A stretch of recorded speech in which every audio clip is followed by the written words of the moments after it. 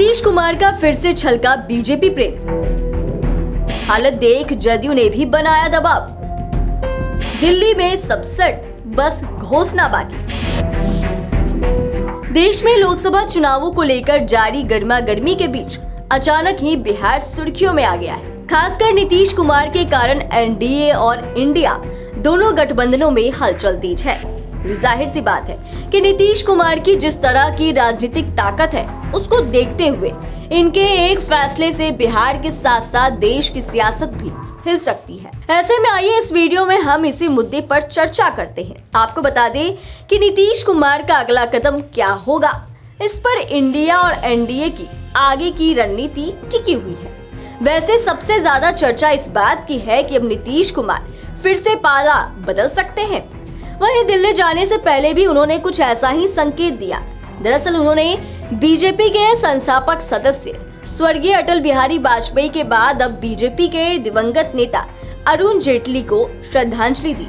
देखे तो जदयू की ओर से बीजेपी के दिवंगत नेताओं के प्रति इतना सम्मान बड़ी राजनीतिक उलटफेर के संकेत दे रहे हैं। आमतौर पर जदयू अरुण जेटली के लिए श्रद्धांजलि सभा नहीं आयोजित करती है, लेकिन ऐसे समय में जबकि देश में नीतीश कुमार के पाला बदलने की खूब चर्चा है, इसी दौरान उनका बीजेपी के दिवंगत नेताओं के प्रति प्रेम दिखाना लोगों के संदेह को विश्वास में बदल रहा है।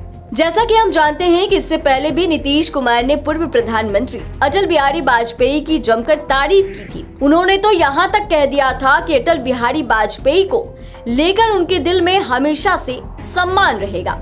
वैसे नीतीश कुमार का यह हृदय परिवर्तन अचानक नहीं हुआ, बल्कि जिस इंडिया गठबंधन की उन्होंने नींव रखी थी, अब उसी गठबंधन में उनको कोई तवज्जो नहीं मिलती दिख रही, जिसकी वजह से जदयू के कई नेताओं ने भी नाराजगी दिखाई।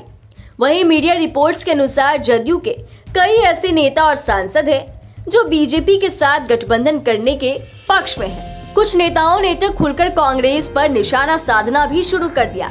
इसके अनुसार इंडिया गठबंधन में नीतीश कुमार से बड़ा चेहरा कोई नहीं है, लेकिन कांग्रेस अब इन्हें ही किनारे लगाते जा रही है। ऐसे में जदयू के कई दिग्गज नेता भी अपने मुखिया के साथ हुए सलूक से बेहद आहत और भड़के हुए हैं। इसीलिए वे भले ही खुलकर नहीं बोले, पर वे कहीं ना कहीं अब कांग्रेस से धोखेबाजी का बदला लेना चाहते हैं। इसके लिए उन्हें बीजेपी से वापस गठबंधन करने में भी कोई विशेष दिक्कत नहीं है। शायद यह भी एक वजह है कि ललन सिंह जदयू के राष्ट्रीय अध्यक्ष के पद से इस्तीफा देने की खूब चर्चा हो रही है, क्योंकि उनके लिए यह स्थिति असहज हो सकती है। यानी कि एक तरफ नीतीश कुमार की इंडिया गठबंधन से नाराजगी, वहीं जदयू के कुछ नेताओं का भी दबाव। ऐसे में दिल्ली में कुछ बड़ा होने की सुगबुगाहट तेज है। यहाँ आपको हम यह भी बता दें कि जदयू के साथ साथ बीजेपी भी गंभीर है। दरअसल खबरें हैं कि बीजेपी की कोर टीम ने बिहार प्रदेश अध्यक्ष सम्राट चौधरी को दिल्ली तलब किया। ऐसे में जो कुछ भी होना है बिहार की इन दोनों नेताओं के दिल्ली दौरे में, यह तय हो सकता है। सीधे शब्दों में कहे तो बिहार की राजनीति में कुछ बड़ा होने की चर्चा अब अंतिम पड़ाव पर है। कयास तो ये भी लगाए जा रहे हैं कि जदयू और बीजेपी के बीच सब कुछ सेट हो गया, बस इस पर मोहर लगना बाकी है। इस तरह एक तरफ नीतीश कुमार का बीजेपी प्रेम छलक छलक कर सामने आ रहा है, तो दूसरी तरफ बीजेपी भी फैसले के मूड में आ चुकी है। पार्टी इसके लिए समझौता करने को भी तैयार नजर आ रही है। अब देखना यह है कि बिहार में आगे क्या होता है।